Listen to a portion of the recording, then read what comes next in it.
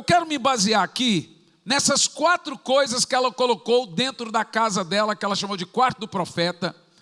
E cada uma dessas coisas representam a nossa rotina com Deus diária. Preste atenção que isso aqui é sobrenatural. A primeira coisa que ela fez, um altar dentro da sua casa. De lá desse altar saiu uma promessa que ela teria um filho. De lá saiu também a ressurreição do mesmo filho que morreu. Tudo sai do altar. Do mesmo altar saiu vida e saiu morte. O interessante é o seguinte: o que a sulamita colocou dentro do quarto? 4 coisas. Primeiro, cama, mesa, trono e candelabro. Trono ou cadeira, né? O que cada uma dessas 4 coisas representam aqui na Bíblia? A primeira coisa que você tem que entender, que quando a Bíblia usa o termo mulher na Bíblia, ela está apontando em forma de sombra para o Novo Testamento a igreja. Então no Novo Testamento você tem a mulher vestida de púrpura, a mulher vestida de sol e a mulher vestida de luz. Uma é Israel, outra é a igreja e a outra é a falsa igreja. Então todas as mulheres na Bíblia devem apontar de forma figurativa para a igreja. A mulher do fluxo de sangue é uma igreja sangrando, que não para de sangrar. A mulher samaritana é parte da igreja que quer uma mudança, mas é sempre acusada, sempre sofrendo com os seus muitos ídolos, maridos. A mulher sunamita também representa a igreja, a sulamita, que a Bíblia não fala o nome dela, e nem do marido. Mas por que a Bíblia dá ênfase na mulher e não no marido? Porque a mulher manda? Em judeu não tem isso não, gente. Judeu é patriarcado, não é matriarcado. É porque a mulher aqui deve representar a vida da igreja. Então, ela coloca 4 coisas no quarto do profeta. A primeira é uma cama. A segunda é uma mesa. E a terceira, uma cadeira ou trono. E a quarta, uma lamparina ou candelabro. O que essas 4 coisas devem representar? Primeiro, o que a cama do profeta representa a cada um de nós? Descanso do corpo. Descanso em Deus. O seu corpo precisa de cama, como o seu espírito e alma precisam de oração. Orar é descansar em Deus, assim como deitar na cama é descansar o corpo. Você não descansa em Deus a não ser através de um hábito chamado vida de oração. Você precisa dormir todo dia? Então você precisa orar todo dia. Também representa tempo de meditação na palavra. Há muitos anos atrás, agora minha esposa acostumou. Eu tenho uma mania, que eu acordo, dobro o travesseiro, ponho aqui embaixo da nuca e fico olhando para o nada, muitas horas. Depois eu levanto e vou orar. No início a minha esposa falou, casei com um doido. O que eu estou fazendo? Eu estou meditando naquilo que eu ouvi de Deus. Como eu posso colocar em prática aquilo, como eu posso colocar em prática outras demais coisas. Eu estou fazendo uma meditação. Veja, tempo de meditação da palavra, tempo de pensar no que leu, tempo para planejar o futuro, é isso que a cama representa. Se você não tem tempo para essas coisas, não poderá jamais entrar no futuro, pois não terá plano para esse futuro. Se você não parar, Deus te para. E a gente aprende isso às 2 maneiras. Deus me parou por 15 dias. E eu falei, Senhor, eu já estou morrendo de tédio. Mas Deus, você tem que parar.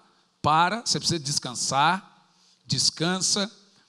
Faz todos os exames necessários. Todos os exames foram feitos.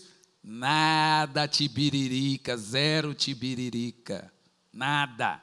A hora que o médico falou, você não tem nada, eu falei, que droga, hein? Não. A médica, a doutora Simone, disse, o senhor está no nível elevado, acima de burnout. O senhor já não está queimando mais energia. o senhor já está no nível de estafa, estresse, o seu corpo vai te parar. E isso aconteceu, já já eu falo sobre isso.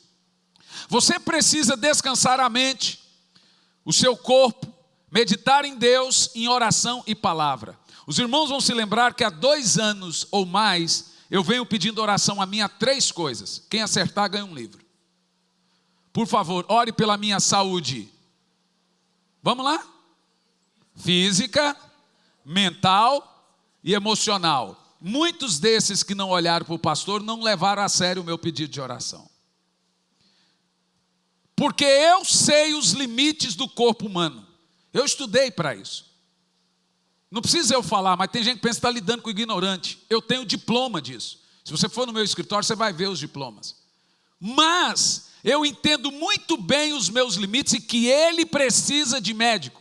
E não é a primeira vez que eu fui numa médica de saúde mental para resolver meus assuntos de estresse. E nem foi a última. Não é a primeira e a última vez que você pede perdão para a esposa ou para alguém que é familiar e que tem que se consertar. Nós somos família ou somos o quê? Responda. Somos família ou não? Então pronto. É normal. É humano. Agora, por que nós precisamos descansar a mente, o corpo, o cansaço físico? Descansar as emoções, meditar. Davi usa o termo, põe-me em um passo verdejante, refrigera a minha alma. Davi está dizendo, eu preciso de um lugar, de uma fazenda, sentar e ficar olhando para o campo para espairecer a mente, para refrigerar as emoções, para sentir cheiro de mar, pé na areia, cheiro de mato, grilo cantando, aquele hino da harpa. Então os olhos dos bichos vão ficando, não é? Ou então aquele hino da harpa número 69, lá vai uma chalana. Não é da harpa não? Poxa vida, pensei que era. Você precisa, não é ter um tempo para sua esposa, não sei se é obrigatório, se você não fizer isso, mas você também precisa ter um tempo para você, para o seu corpo, espairecer, sair. Ontem, eu faço isso sempre, saí com a minha filha, dia de princesa, aniversário dela, então peguei ela, levei ela no salão, hidratação, mulher gente, fez a unha, maquiagem, comemos, fizemos tudo, se sentindo uma princesa, comprou o presente dela, chegou com hidratação e ela fazia assim, ó. Você precisa entender que isso é memória para ela, mas e as suas? Você tem que construir as suas memórias. Você precisa ter tempo de meditação em Deus, de oração, de ler a palavra. Tudo que você leu, agora você precisa ter um tempo quieto, pensando, ruminando naquilo que você leu. E essas coisas normalmente a gente faz na cama. Mas ultimamente você tem usado o celular na cama. A cama é lugar de descanso em Deus, lugar de meditar na palavra, lugar de planejar o futuro, ficar pensando, como vou agir nisso? Aí tem umas mulheres que pensam, 3 meses acordam, amor, tive uma ideia. Lá em casa é o contrário. Lá em casa eu acordo, minha esposa, amor do céu, Deus falou comigo isso, nós vamos agir desse jeito. Ela, tá. Mas vamos lá. Por que você precisa descansar a mente, o corpo e meditar em Deus em oração e palavra? Senão você não pode ouvi-lo. Deus não fala com quem não fala com Ele. Tem gente que reclama por que Deus não fala comigo. Ué, por que você não fala com Ele? Mas eu nunca ouvi a voz de Deus. É porque Ele também nunca ouviu a sua. Experimente falar com Ele, você vai ver se Ele não vai falar com você. Na cama você medita na palavra de Deus e depois nas próximas ações que você vai tomar mediante as meditações. Age mediante a palavra de Deus que você já meditou. Você meditou na palavra, rumina. A palavra bíblica é meditar. A palavra meditar significa ruminar. É o ato que a vaca faz quando põe um mato na boca e fica. Você lê a palavra e agora fica meditando, ruminando, Antes de engolir, você tem que meditar na palavra, naquilo que você já leu. E esse lugar você faz em lugares quietos, silenciosos. A sua mente precisa estar quieta para ouvir Deus. Segunda coisa que a sulamita colocou no quarto, a mesa. O que a mesa representa no quarto do profeta? Provisão de Deus, ceia. Temos aqui o que nós chamamos mesa do Senhor. O pão representa o Jesus 100% homem, carne. O vinho representa o Jesus 100% Deus, o Espírito. Então agora, Melquisedeque deu a Abraão pão e vinho. Deu a ele todo o corpo de Cristo. Quando você toma da ceia, você está assentado à mesa particular de Deus. Quando você participa da ceia, você está participando do corpo de Cristo, 100% Deus, o sangue, 100% homem, o pão. Por isso que quando você faz isso, você medita no Senhor até que Ele venha. Neste caso, é isso que a mesa representa. Agora preste muita atenção no que eu vou falar, é grave. Foi uma mesa que Lúcifer se rebelou. Foi uma mesa que Judas decidiu trair Jesus. Foi uma mesa que Jesus falou aos seus discípulos, a mesa sobre traição e de suas dores. Foi na mesa que ele se desnudou e mostrou sua humanidade. Cuidado com quem você leva para a mesa, sua intimidade, para quem você leva para a sua mesa. Lá é lugar de se fazer conhecer de fato. Mesa também, presta atenção, foi o lugar que Jesus falou do reino de Deus. Lá que ele falou da sua morte, da sua ressurreição, das coisas maravilhosas. Foi a mesa que ele discipulou. Senhoras e senhores, ser escolhido discípulo já é o início do maior discipulado que existe. Vou te explicar o que é discipulado na Bíblia. Existe uma coisa grave na igreja brasileira hoje, que eles chamam de discipulado, mas na realidade é dependência emocional do outro. O que é discipulado na Bíblia? Não é ficar reunindo e falando as mesmas coisas toda semana. Vim aqui fazer um discipulado. O que é discipulado na Bíblia? É chamar alguém à sua intimidade. É ser convidado a sentar à mesa. Vamos fazer uma viagem, vamos conversar, vamos fazer um churrasco, vamos fazer isso, vamos fazer aquilo outro. É o que você faz com seu filho. Discipulado é conhecer os melhores e os piores momentos de seu discipulador. Se você andar comigo pelas minhas qualidades, você vai me abandonar quando conhecer meus defeitos.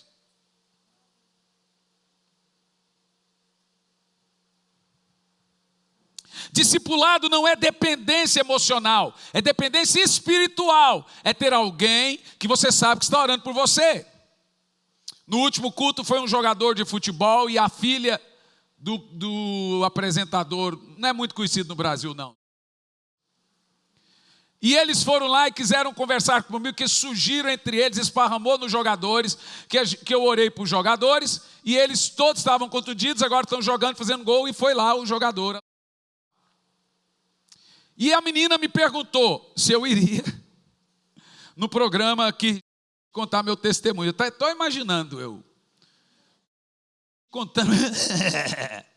Falei, não. Mas veja, o que é discipulado? É a pessoa entender que ela precisa de um mentor espiritual. Pastor, eu preciso de você. Eu preciso recomeçar. Eu preciso pôr minha cabeça em ordem. Preciso. O que o senhor pode fazer comigo? Falei, a única coisa que eu faço para todo mundo, eu oro todo dia de madrugada. E eu vou pôr seu nome na oração. Então, me faça a lista da oração que você quer. Ele fez a lista. Agora nós vamos jejuar junto. Quantos dias? 30. Mas como assim? Todos os outros jogadores que não conseguiram jogar, jejuaram 30 dias. Vamos orar como? Todo dia, 5 da manhã, por 30 dias. Eu topo. Pronto, topou. Sabe qual é o nome disso? Veja, não é ficar dependente emocional, não é guruzismo. Eu sou seu pastor, não sou seu guru. É você saber que tem alguém orando por você. Que se você precisar de um socorro, você sabe aonde ir. Não é tipo assim, pastor nunca me discipulou, do tipo assim, me diga o que eu tenho que fazer, minha cortina é roxa, ou como é que eu ponho o piso da minha casa? Caso ou compro uma bicicleta, pastor? Então hoje no mundo existe esse conceito de que só há um discipulado se alguém ficar marcando toda semana para sentar com você e contando o que você deve ou o que você não deve fazer. E a pessoa vai ficando num didaquê, numa dependência emocional como ficam de psicólogos. O que é discipulado na Bíblia? Transferência de vida. Por isso que Davi disse, prepara uma mesa comigo e meus inimigos. Entenda os senhores que ele não falou amigos. Não foram os inimigos de Jó que foram contra ele na hora do seu maior sofrimento, foram os amigos de Jó. E a Bíblia diz que Deus abençoou os amigos de Jó, porque Jó orou por eles. Discipulado é transferir da sua vida para alguém que você convida, é trazer ele para a sua vida, para a sua mesa, para o seu convívio, fazer ele ser parte de assuntos que outra pessoa não teria.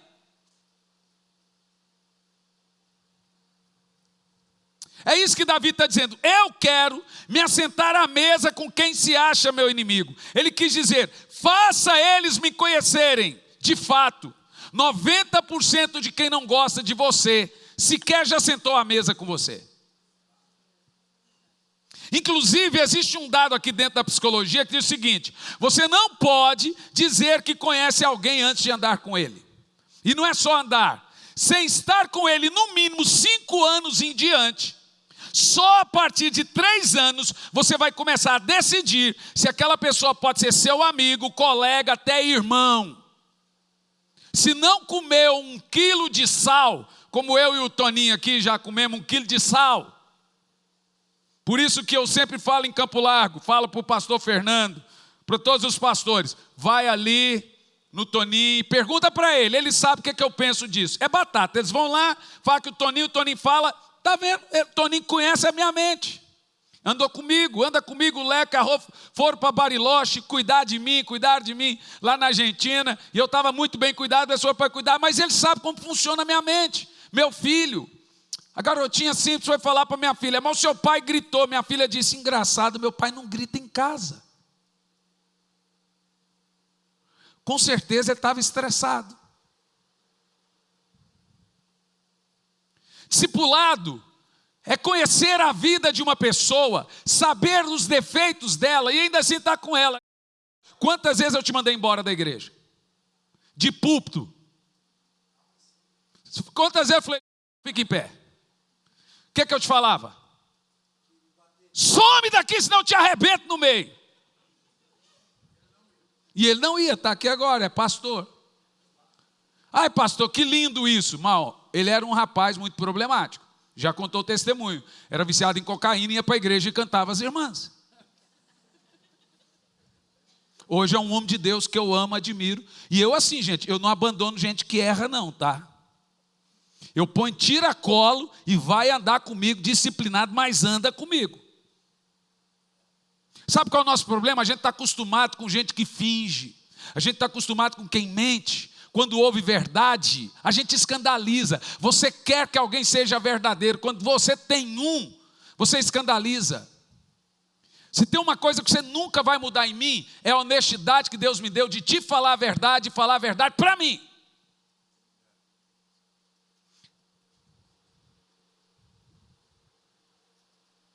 Mas se você quiser um pastor que finja ser muito amoroso, porque no mundo de pessoas más, cheias de pecados, um pastor muito amoroso não existe, não. Porque ele então não é um homem, é um anjo que está pastoreando sua igreja.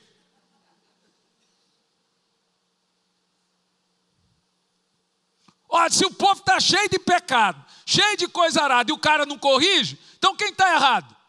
Fala para mim. O dia que você achar uma igreja perfeita, não vá para lá. Você vai estragar ela. Não tem pessoas perfeitas, não tem pastores perfeitos, não tem você perfeito, não tem gente perfeita. Nós estamos sendo melhorados dia após dia, e quando chegar, talvez no dia do arrebatamento, você vai ter cometido algum pecado. Mas louvamos a Deus por sua infinita graça, seu amor e favor que nos perdoa, que nos transforma. E meu pai cantava um hinozinho que ele cantava assim, ó, sempre melhorando, sempre, estou imitando meu pai, sempre melhorando no Senhor, sempre melhorando. Ele, desse jeito, com essa vozinha, desse jeitinho. Sempre melhorando no Senhor. Aí ele dizia assim, ó, Cristo em minha vida é real, Cristo em minha. Eu nunca esqueci meu pai cantando, que todo dia você está sempre melhorando. O que não pode é você sempre piorar. Sempre piorando, sempre piorando, sempre piorando no Senhor. Porque você fala para o cara, vamos orar. Passa um ano, você fala, quem está orando? 20% da igreja está orando, tem alguma coisa errada. Então você não está sempre melhorando, você está sempre piorando. Como disse a irmã Lourdes, pastor, meu filho, estou indo na igreja hoje, estou levando a Andréia. Não bate nela, não. Será que ela me conhece? Não. Falei, pode levar a Andréia, que não vou bater nela, é minha irmã que eu amo tanto. Será que me conhece ou não conhece? Sempre piorando, sempre piorando. Como Ulisses gosta de pegar no pé da Cami. Show Cami. Aí ele olhou para a cama e estava aquela música Eu Te Busco. Ele olha e fala assim, eu te odeio, eu te odeio. Sabe o que eu estou dizendo para você, meu irmão? Que você não pode ser a pessoa de ontem. E você não pode ser a pessoa de depois de amanhã. Você tem que melhorar. Errar, você vai errar 1 milhão de vezes. Você só não pode repetir. E se repetir, vai lá e conserta até não repetir mais.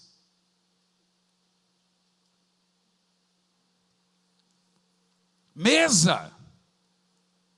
Quando nós oramos, nós estamos sentados à mesa com o Pai. Orar é o nível auge de intimidade. Orar é estar assentado à mesa com o Pai. Nós temos tudo ali naquele momento da oração, porque tudo está na mesa dele. Quando você ora, você tem tudo à sua disposição. Essa é a mesa que Davi pediu para que Deus preparasse. Prepara uma mesa diante de mim. A segunda coisa que tinha no quarto do profeta. A terceira coisa, trono ou cadeira. Senhoras e senhores, prestem muita atenção. A igreja católica ela é muito diferente da nossa. Já falei isso em podcast, mas vou repetir. E o motivo mais grave é a fonte de autoridade. Para nós, a fonte de autoridade é a Bíblia Sagrada, e sem ela não há fonte de autoridade. De acordo com Martim Lutero, vem o sola, dos 5, chamado sola a Escritura. Ou seja, nossa fonte de autoridade é só a Bíblia. Mas a igreja católica tem 3 fontes de autoridade. A primeira é ex cathedra. A segunda é a Bíblia. A terceira é o Santo Concílio. Te explico.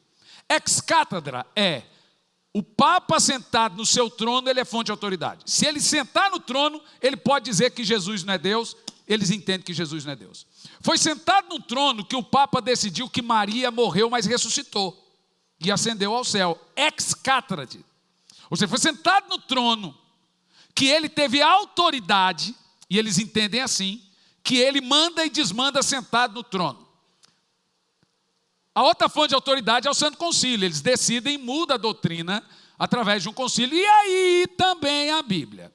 No nosso caso, não. No nosso caso, o homem não muda nada, o homem não faz nada. É a palavra de Deus e nada mais. A Bíblia, somente a Bíblia é a nossa fonte de autoridade. O que está aqui, cremos. O que não está, não importa o que você acha. Não é da sua conta. O que você acha não vai mudar o que Deus disse. Por que é importante dizer isso? Porque a cadeira ou o trono no quarto da sulamita representa o quê? A autoridade do profeta. ou a autoridade de quem está orando, ou de quem vai orar, não é só do profeta. Se você monta um quarto de oração na sua casa, o que está acontecendo no reino espiritual? Naquele momento, naquele exato instante, no reino espiritual, você está assentado, reinando em vida. Observa que Romanos 5,19, quando usa o termo reinar em vida, não é reinar depois da morte, ou quando Jesus voltar, é reinar agora. Só tem uma hora que você reina, quando você se assenta. Aí nós vamos ter que entender o contexto de Efésios, daqui um pouco eu falo sobre isso. O que é o trono ou a cadeira no quarto de um servo e uma serva de Deus. Vamos entender isso de maneira bem simples. Muitas orações não são atendidas ou chegam até ao céu porque simplesmente quem ora não entra no lugar de autoridade para orar. Ele não tem autoridade para orar. E é isso que o trono ou a cadeira representa, lugar de autoridade.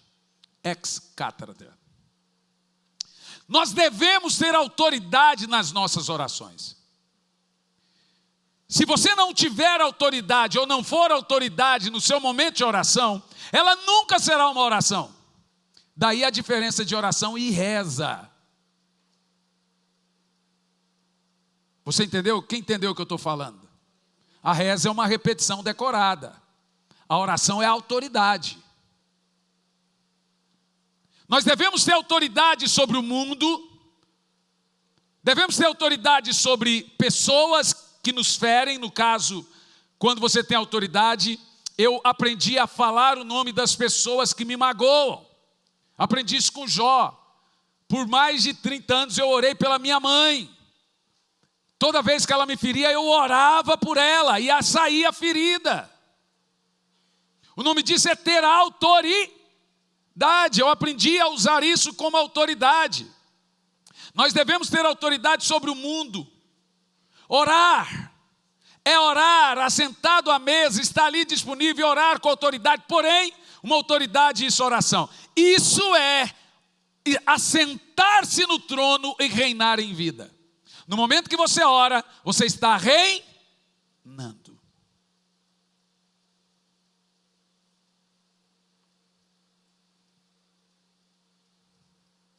Preste atenção. O que eu vou te falar aqui é o mais grave e o mais sério, ou talvez o mais importante. Uma coisa é você orar como um ministro. Outra coisa é você orar como um filho. Estávamos hoje no restaurante e veio um senhorzinho, não sei se era gerente ou que é do restaurante, com um bottom de um comendador. Eu já olhei no bottom e falei assim, ele não podia usar esse bottom. Esse bottom é de uma autoridade, é um chefe de estado. O senhor bem de idade. Eu olhei assim para ele e falei assim, ó, só uma pergunta, na frente de todo mundo. Eu falei assim, por que o senhor está usando esse bottom? Ele falou, foi Castelo Branco que me deu. Eu falei, gente, se Castelo Branco já morreu e já morreu velho, esse homem então tem quantos anos? E estava escrito no bottom, comendador Castelo Branco. Ninguém vai importunar. Marechal Castelo Branco. Eu falei, ninguém vai importunar um senhor daquela idade que ganhou naquela churrascaria milenar pelo jeito. Quando Deus disse haja luz, aquele diácono daquela churrascaria estava trocando soquete. Ele foi diácono na Arca de Noé, porque ele tem um boto do Marechal Castelo Branco, senhoras e senhores. Então você tem que entender uma coisa muito interessante. Existe uma diferença em você chegar diante de Deus e orar como um ministro, um chefe de estado, e aí você orar ao Senhor dos exércitos, e você chegar diante de Deus e orar como um filho, a um pai. Qual você quer? Mas depende do dia. Porque existe uma diferença de orar no trono e orar à mesa.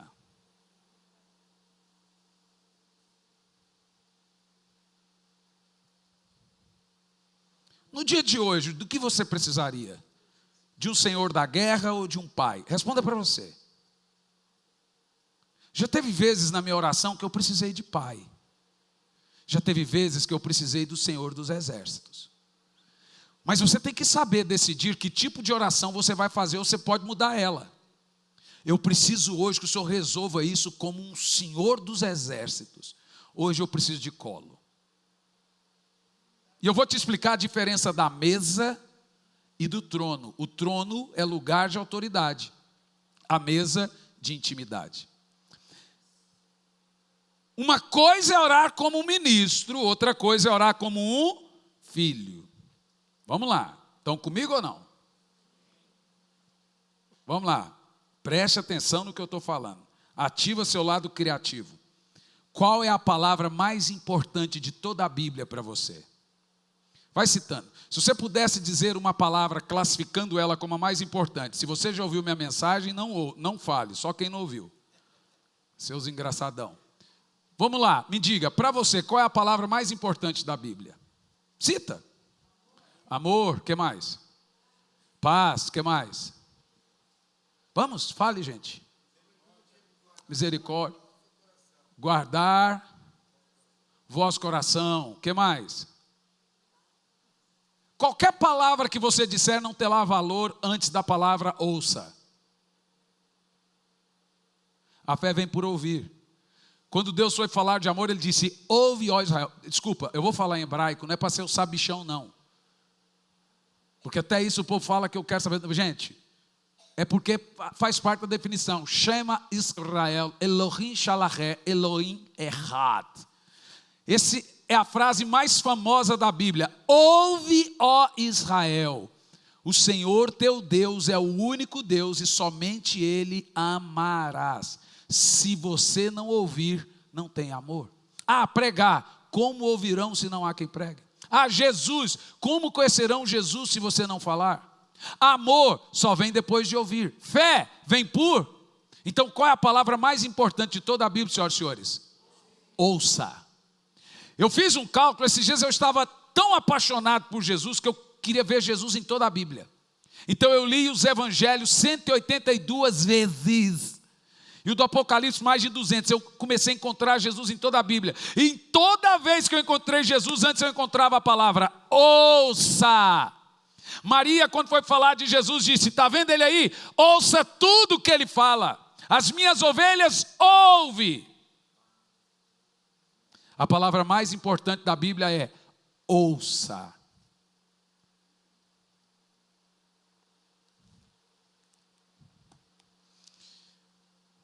Então, ouça. Para entender o trono, nós temos que entender o livro de Efésios, porque uma oração, ela atende a assuntos de Estado. A outra oração atende a assuntos de família. Estar à mesa é assuntos de família. Por isso que ceia é caseira. Mas ex cathedra, no trono, é assunto de Estado. Então, para você entender sobre trono, compreender a oração de autoridade, você tem que compreender o livro de Efésios, que diz que ele nos assentou em lugares celestiais para reinar. Então, seu corpo pode estar aqui agora, mas seu espírito nesse exato momento está assentado com Cristo já reinando. Como você pode estar reinando? Quando você reina, a doença não reina. Quando você reina, a miséria não reina. Quando você reina, o pecado não reina. Chega uma hora na sua vida que você está tão próximo de Deus que você não se importa mais com o que as pessoas falam, se for mentira sobre você. Gente, ninguém conserta o telhado de uma casa enquanto está chovendo. Ninguém arruma as coisas no meio da tormenta. Tem que esperar baixar. Se eu pudesse te dar conselhos, esse seria o maior deles. Ouça. Espera a conclusão de toda uma história e não vá pela cabeça dos outros. Toda história vai concluir, todo seriado tem o último capítulo. Ouça. Ouça. Ouça dois lados, ouça um, ouça outro. Vai pela sua e depois tire a sua conclusão.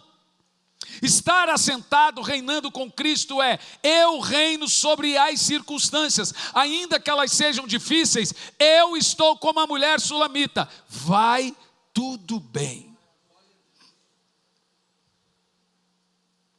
e sempre fica tudo bem. Sempre fica tudo bem. Na minha casa, na sua casa, no meu condomínio, no seu condomínio, para o seu vizinho, no seu trabalho. Tem dia de tormenta e tem hora que a tormenta passa e fica tudo bem. Qual é o nosso erro? Por causa de 5 segundos a gente perde tudo. Se Eva tivesse dito, espere um pouco, dona serpente, vou ali falar com meu marido e já volto, você estaria com Jesus no paraíso. Mas por causa desse infeliz, desse corintiano, desse Adão, é pesado, o negócio é grave. Por causa dele, Eva sequer quis ouvir o marido. Mas você sabe o que é o pior? A Bíblia não diz nada, a Bíblia diz que o marido estava do lado dela enquanto a serpente se avecava ela. O cara ficou calado.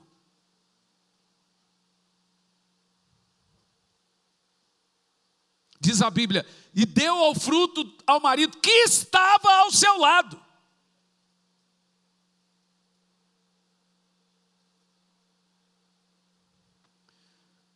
Mas eu quero que você entenda que para Deus as coisas não terminam quando acaba.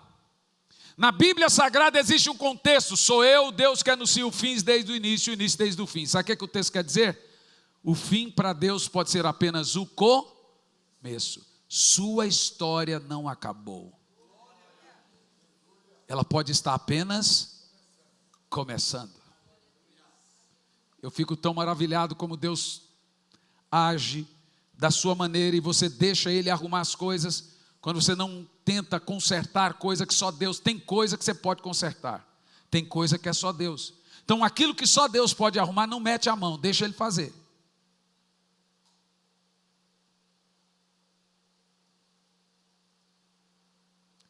Em quarto lugar, candelabro ou lâmpada. Quais foram as 4 coisas que a mulher colocou no quarto do profeta?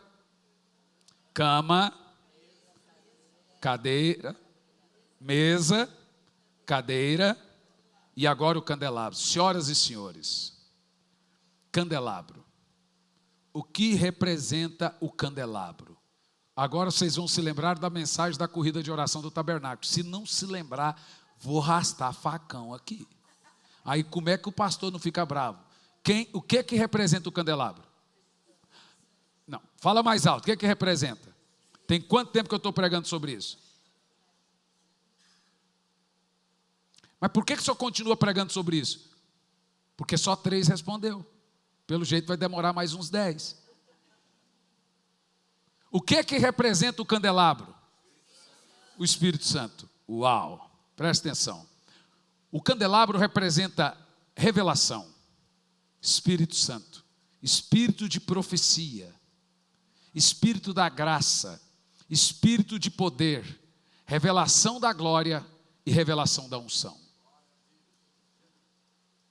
Em sua hora na oração, você se dará conta que você acendeu as lâmpadas.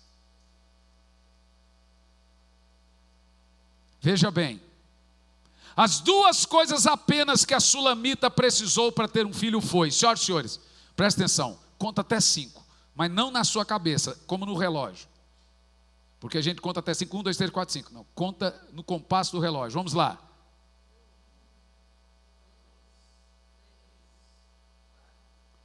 %90 dos seus problemas, se você contar até 5, você não responde, não grita com ninguém. Só 5 segundos. Diga comigo, 5 segundos. Contou até 5? Vou repetir a frase que eu disse. A sulamita só precisou de 2 coisas para ter um filho que ela não teve. E nunca podia ter. Só 2 coisas. Você só precisa de 2 coisas para ter o que você espera de Deus. Alguém aqui espera alguma coisa de Deus? Eu espero. Levanta a mão quem espera. Você só precisa de 2 coisas. Apenas 2 coisas. E mais nada.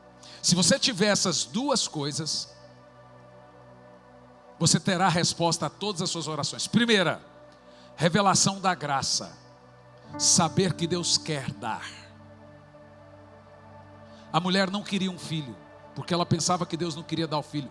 Por que Deus vai me dar um filho se eu já sou velho e não tenho? Então o profeta teve que mostrar para ela a graça. Deus quer lhe dar um filho, você terá um filho. Eu vim aqui para dizer que a graça é melhor que o pastor. Eu não sou o melhor pastor do mundo. Se eu fosse, eu teria uma igreja de 5.000 pessoas. Mas também não sou o pior. Se eu fosse, eu estava casado 5 vezes. Teria mentido, ou colocaria a mão no dinheiro da igreja, ou eu controlaria isso, ou mentiria em cima de um púlpito, ou mentiria para você, ou faria as coisas e não pediria perdão. Todo mundo tem seus defeitos.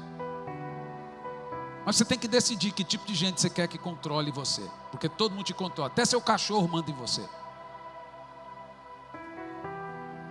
Mas é você que escolhe. O patrão que você tem foi você que escolheu.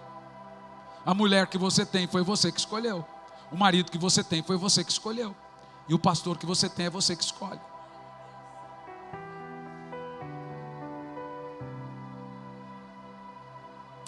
Ouça.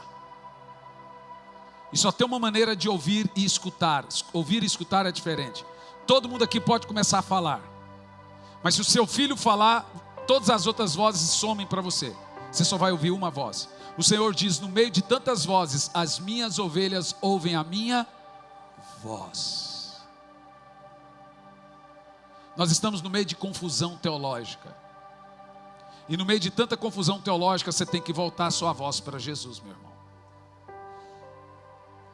Senão você não vai ficar de pé. Então, ouça.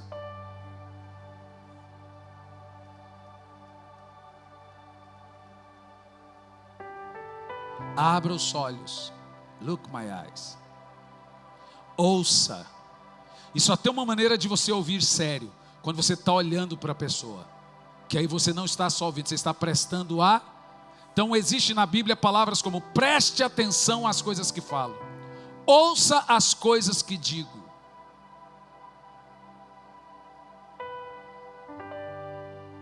Porque ouvir só se ouve quando você olha no olho da pessoa. Senão você só está escutando. Por isso que você prega e as pessoas não entendem, porque elas não estão prestando atenção. Olhe nos meus olhos e ouça. Revelação da graça. A Sulamita teve um filho que não teve, porque o menino morreu.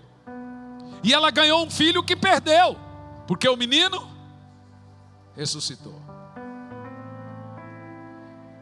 Quando a lâmpada está acesa, ela recupera o filho. E ela não só perdeu o filho, você vai se lembrar no texto, o contexto inteiro, que ela também perdeu as terras, Rob. E quando as lâmpadas são acesas, ela pega o filho e coloca onde? No altar que ela construiu. É aquele lugar, você tem que ter um lugar em casa para você olhar para Deus e chamar: Senhor, é nosso esse canto, é meu e seu. É naquele lugar que você leva as suas dores. É naquele lugar que você vence suas crises. É naquele lugar que o Senhor fala: se o Senhor não fizer algo aqui, eu vou matar alguém, vou xingar alguém, vou fazer uma besteira. Aí você fica ali calado. E aí a voz dele vai serenando: refrigera a minha alma, guia-me pelas veredas da justiça, por amor do seu nome. Ainda que eu ande pelo vale da sombra da morte, eu não temerei mal algum. Quando você sai dali, você está renovado, como uma águia que sobe no pico do monte, o mais alto possível, e começa a bater o seu bico na pedra, e ela cai o bico. A águia velha. E ela, antes de cair o bico, ela tirou todas as penas com aquele bico, ficou nua. Agora ela não pode voar. E depois que ela arrancou todas as penas, ela quebra o bico. Agora ela está sem bico e sem asa. Ela vai demorar 6 meses para voltar a voar, tirando o frio. Então ela fica ali. Começa a crescer um novo bico. Começa a crescer uma nova asa. Águia. Asas. Daqui um pouco ela volta a voar. Então olhe bem para mim. Borboleta que não voa, seca no casulo e morre seca. Está na hora da gente renovar como a águia. Antigamente Mark Sweet, essa você não vai lembrar de Renova-me. Renova-me. Mark Sweet antigamente cantava, ele vai estar. Renova-me, Senhor Jesus. Vamos. Não precisa ficar em pé, pode ficar sentado, só cante. Cante. Renova-me.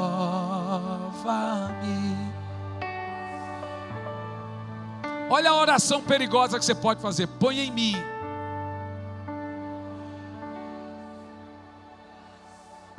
Porque tudo o que há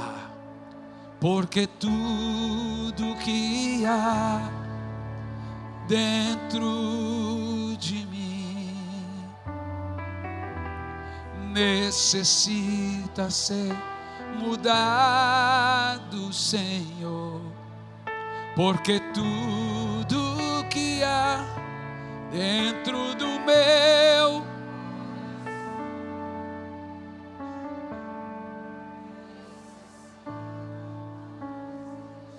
é a águia. Você nunca viu uma galinha se renovar, mas você também nunca viu uma galinha voar. Fica ciscando com a cabeça baixa e comendo pozinho. Águia voa alto, é grande, esse tamanho uma águia assim, ó. Quando ela abre a asa, dá maior do que esse homem pequeno aqui. Mas quando ela vai se renovar, você já imaginou? Você precisa fazer isso. É isso que essa história do Sulamita está nos lembrando. Quando ela acende a lâmpada, quando ela põe o menino, a primeira coisa que ela faz é acender a lâmpada no quarto do profeta. E da onde ela recebe a ideia de colocar o menino na cama do profeta e ir atrás do profeta? Ela acendeu a lâmpada e teve revelação. Você precisa sempre, todo dia falar: Espírito Santo Consolador, hoje está doendo demais. Hoje eu não vou dar conta. Ele fala: vai, eu estou aqui. Vai. Foi muito importante, Amanda, aquela mensagem que você mandou. Pastor, a Amanda só escreveu: eu estou aqui. Foi um dia muito difícil aquele. E aquele negócio de estou aqui, eu estava orando e estava dizendo: Senhor, cadê o Senhor? Você me manda uma mensagem dizendo: pastor, eu estou aqui.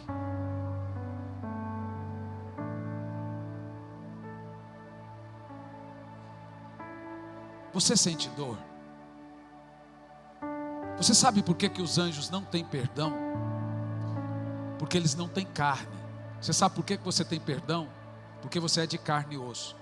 Quando o homem caiu, Deus disse: meu espírito não ficará mais no homem, porque ele agora é carne. Por isso que você tem perdão. Os anjos não têm carne. Então se eles pecarem, eles têm que blasfemar. E aí é um pecado sem perdão. Blasfêmia é um pecado espiritual. A carne peca e tem perdão, mas quando o seu espírito negar Deus, não tem mais volta. Você é homem? Esse pastor aqui é homem? Então nós dois somos a tampa e a panela. Eu não sou melhor do que você, e você não é melhor do que eu. Nós precisamos da graça, do favor de Deus. Mas alguém precisa do favor de Deus ou só eu? Quem precisa do favor de Deus? Gente, eu tenho faro. Eu sei quando alguém está debaixo do favor de Deus de longe. Quem está sem o favor de Deus, tudo que ele faz dá errado. Monta uma fábrica de chapéu, nasce todo mundo sem cabeça. Você conhece gente que onde ele põe a mão, tudo morre no colo dele?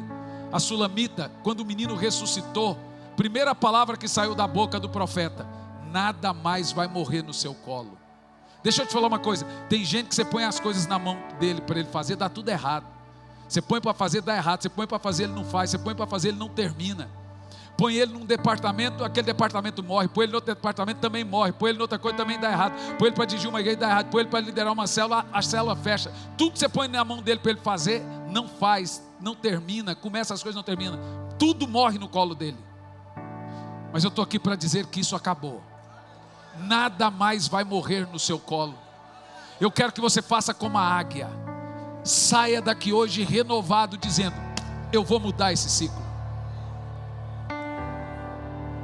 Eu vou mudar isso hoje. Chega. Eu vou arrancar as velhas penas e vou quebrar esse bico velho que quase não dá para comer, e vou esperar o tempo certo para as novas asas crescerem, para o novo bico crescer, e depois vou alçar os meus voos mais longos. É tão tremendo essa história da sunamita, porque o menino é um sobrevivente do lugar secreto. O menino é literalmente um sobrevivente de um quarto de oração. Gente, qualquer coisa na sua vida irá sobreviver dentro de um quarto de oração. Tem alguma coisa na sua casa que morreu? O amor, a família, a comunhão, as finanças? Arruma um quartinho para Deus ali, chama de nosso. Vai reviver na hora. Ainda que esteja seco, ao cheiro das asas brotarão. Eu sou um sobrevivente do secreto. Algumas pessoas me perguntam: como você tem tanta história e consegue superar todas essas histórias? Como é que você consegue superar essa pressão? A resposta é simples: eu simplesmente não consigo. Então, mas como não consegue? Eu todo dia estou ali à porta dele dizendo: abre, Senhor, hoje é um dia que eu preciso.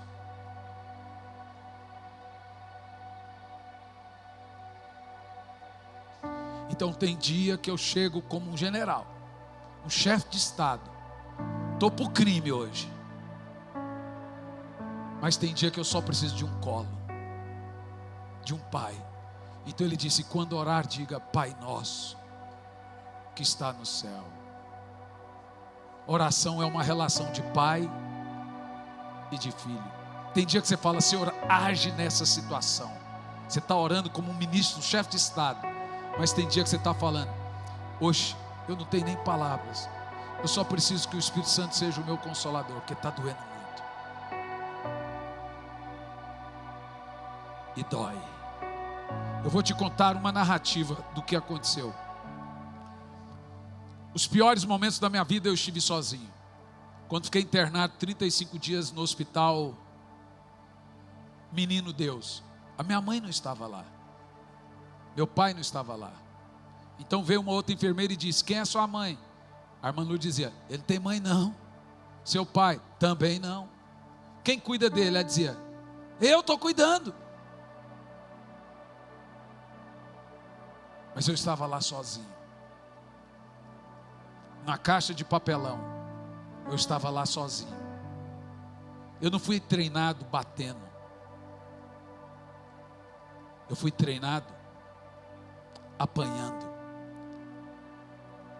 Eu sei resistir, mas chega uma hora que o corpo reclama. Não sou uma inteligência artificial, sou um ser humano. Todas as minhas dores são superadas diariamente no lugar secreto. Quantas vezes eu tenho que falar com o Fefe: calma, conta até 5, vai orar e depois vai pregar. Não conserta telhado com chuva. Não tome decisões no calor da emoção. Não vai dar certo. Você vai falar o que não devia, vai agir o que não devia. Conte até 5. Diga assim: olha, amor, nós vamos ter essa conversa, eu só te peço que não seja hoje, me dê tempo. E aí nós vamos ter essa conversa, porque se for ter, não vai prestar.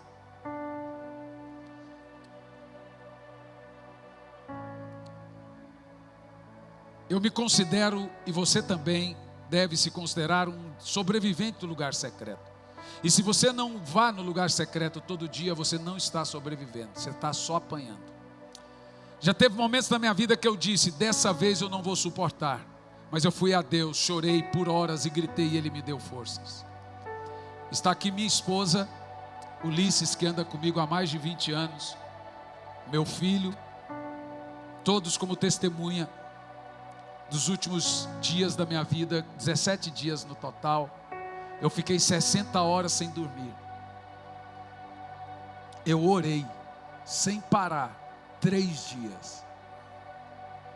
E sabe como é que eu sei? Porque o Ulisses, a minha esposa, contou. Teve vezes do Ulisses ir lá, tentar orar comigo, bater a porta. Estou orando, está orando ainda? Voltar a dormir, ir lá, bater a porta. Está orando ainda? E voltava, orava um pouco, voltava e dormia. Eu não tinha sono.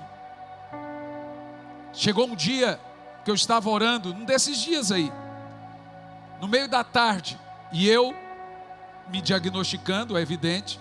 Eu estava sentado à mesa, eu, minha esposa, o Garcia, que é um dos seguranças, e o Ulisses. Eu falei: Ulisses, vem aqui, está chegando a hora. Ele falou: o que foi, Hernani? Os meus nervos estão entrando em colapso. Olha, as minhas veias ficavam dessa altura, e o meu coração começou a disparar, e eu ouvi o batido dele. Eu falei: cara, por aquilo que eu já estudei, eu vou ter sabe aquele canção da harpa da novela Chiquititas? Ela tá com piripaque, ela tá. Falei: então fica por perto, porque se eu cair aqui depois de 60 horas sem dormir, o seu corpo joga você em coma. Então fique aqui. Eu só te peço uma coisa, Ulisses: não deixa esse povo me internar, porque você sabe que eu não estou doido. Eu estou estressado, como disse a médica. Eu preciso dormir. Falei: tá bom. Ele foi lá e me pegou sabe aquele xaropinho que criança toma e dorme um monte, como é que chama? Desconject. E me deu um Desconject e um Dramin. Dormi 4 horas. Depois eu acordei. Passei a noite toda orando. A noite toda. Foi 3 dias. Teve um dia quando foi das 6 da manhã. Não foi só eu, está aqui a pastora de Lourdes e Ulisses, que teve a mesma visão. Entrou uma mulher de idade, os peitos tudo caído, e subiu no terraço da chácara. E quando ela chegou diante de mim, ela disse: eu sou a morte. A minha sogra viu essa mulher, Ulisses viu essa mulher. Eu lutei com ela a noite toda. Quando deu 6 da manhã, eu tive a certeza que eu ia ter um infarto. Eu falei: esse coração não aguenta isso.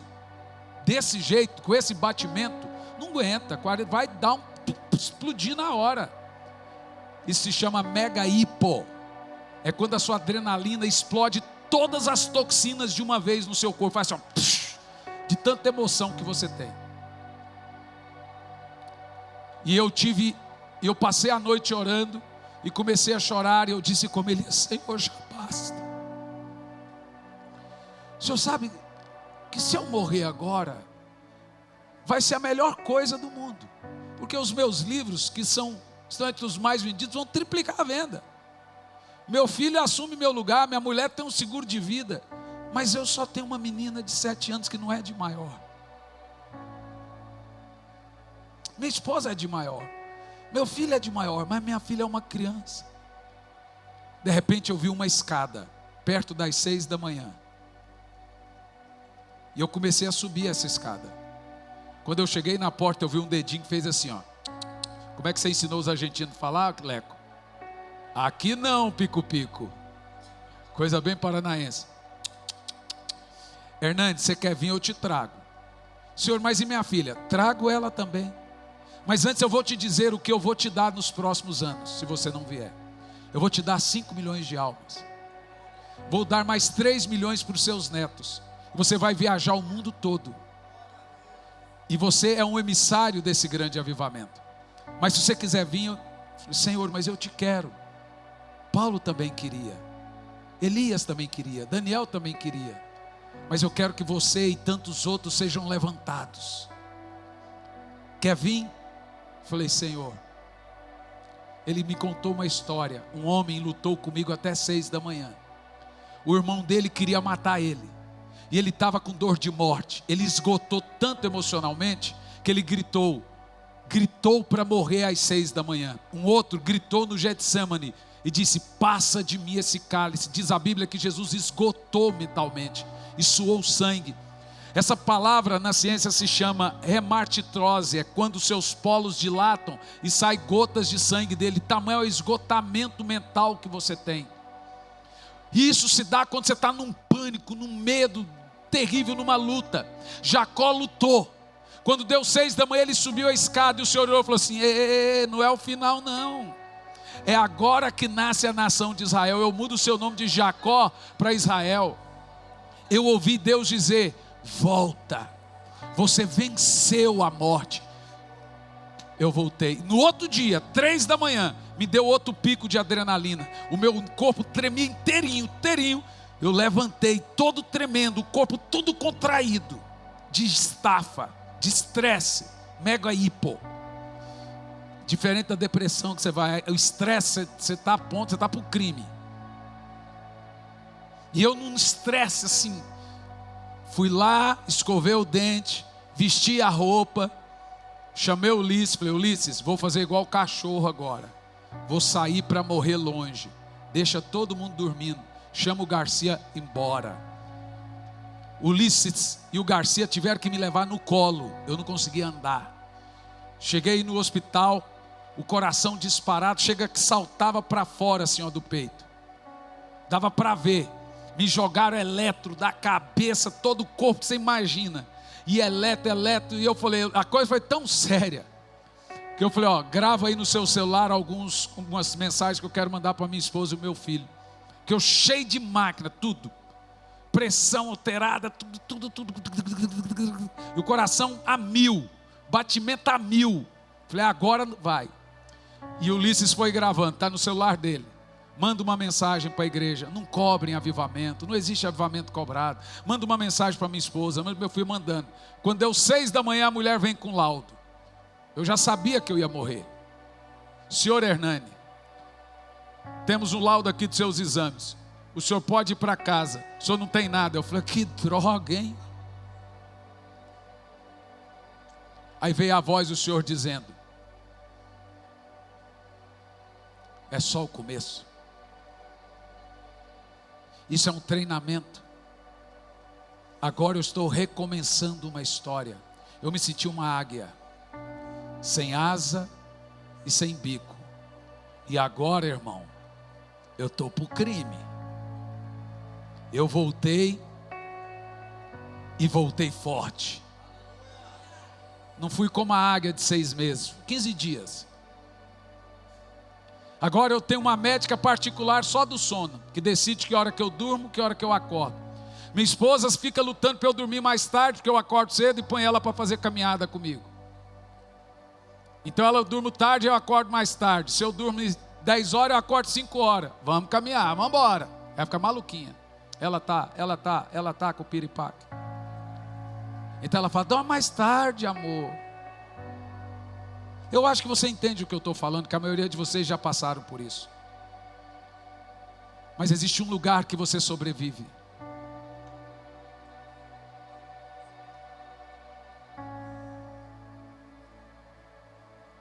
O secreto. Se não fosse o Senhor.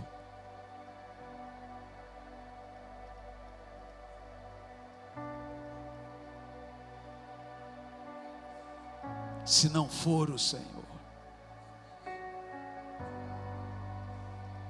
Vamos parar de olhar para homens e vamos olhar para Jesus. Se não fosse o Senhor.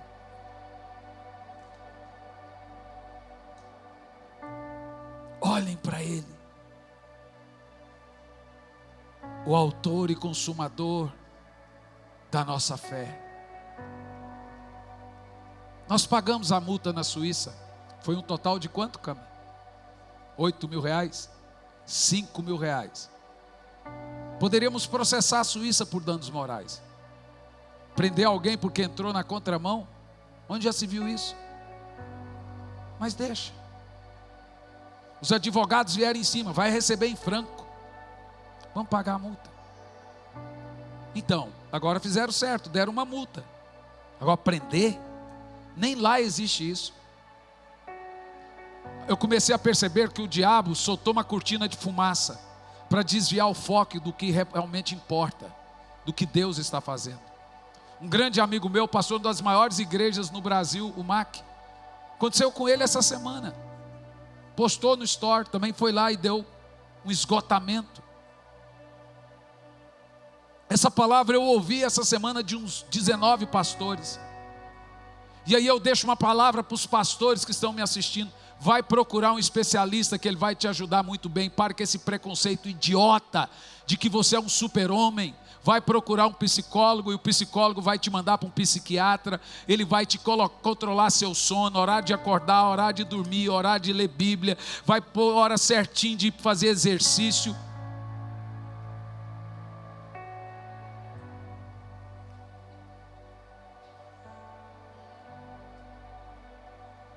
Se você precisa de estar com alguma coisa suspeita de câncer, você procura um médico. Qual é o nome dele? Oncologista. Se você precisa de um médico de saúde, qual é o nome dele? Não, senhor, está vendo que vocês não sabem? O médico que cuida da sua saúde, sua alimentação. Nutricionista? Também não é nutricionista. Nutrólogo. Nutricionista é como psicólogo, gente. É nutrólogo. Se você precisa de alguém para regular seu sono, colocar em ordem o seu dia a dia, qual é o nome dele? Psicólogo? Psicólogo é terapia. É muito bom. Eu faço até de graça, só não tem tempo. Mas o que você precisa é de alguém, um especialista, mas existe um preconceito. Psiquiatra é coisa de doido. Quem te disse isso? Psiquiatra cuida até do seu filho que faz xixi na cama. E você não vai precisar só uma vez. Você vai precisar muitas vezes, porque você precisa de um médico, é todas as vezes. Você precisa de alguém para te ajudar na vida espiritual, você vai procurar um homem de Deus, um pastor. Você aprendeu alguma coisa, vai procurar um professor. Mas vocês precisam começar de novo. Olha para mim. A gente precisa jogar o passado no passado e voltar renovado. A gente precisa esquecer o que passou e voltar a coisas novas. Você é galinha ou você é águia?